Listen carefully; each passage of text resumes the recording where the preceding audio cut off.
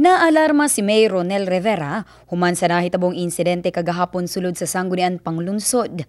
Unang gikabalak aniini kung ugaling adunay nasamdan o kaha namatay tungod sa pagkahugno sa kisame sa second floor sa SP.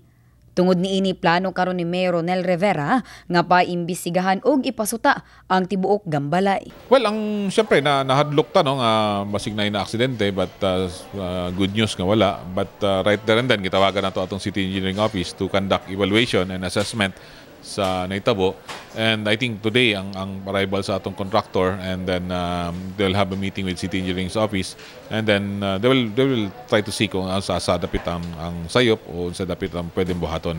Matod sa legal officer sa Gensan nga si Attorney Armando Clarin, gukdo nila ang contractor sa SP building nga mao ang RSP Enterprises Incorporated nga nakabase sa Davao City. Base kuno sa balaod, adunay 15 katuig nga liability ang kontraktor kung adunay mahitabo sa building. Kahibuluan nga tuig 2010 kini napatindog, maong unom pa lamang kini katuig. 15 years ang iyang liability, and that is notwithstanding the fact na there was already an acceptance on the part of the end user sa building.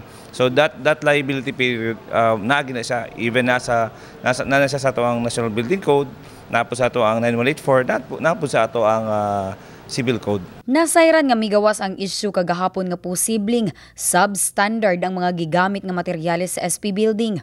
Apan saysay sa mayor, imbestigahan usa ang nahitabo og angayang mo eksplikar ang kontraktor. That's true no nga medyo nay mga disappointed nato mga kaigsunan gahapon. So kung wala ni tabo di nato mabawa ng mga flaws sa atong building. But of course napa may time nga ma-adjust nato na, no, especially atong fire exit. And then katong sa kung substandard bang gigamit, it's too early to say no nga substandard siya. Taga na tong benefit of doubt ang atong kontraktor.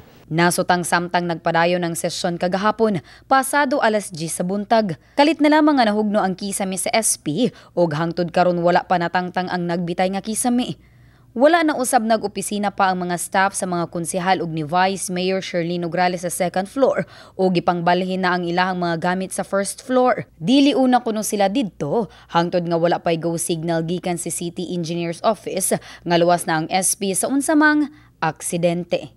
Abi Lorenzo, Brigada News.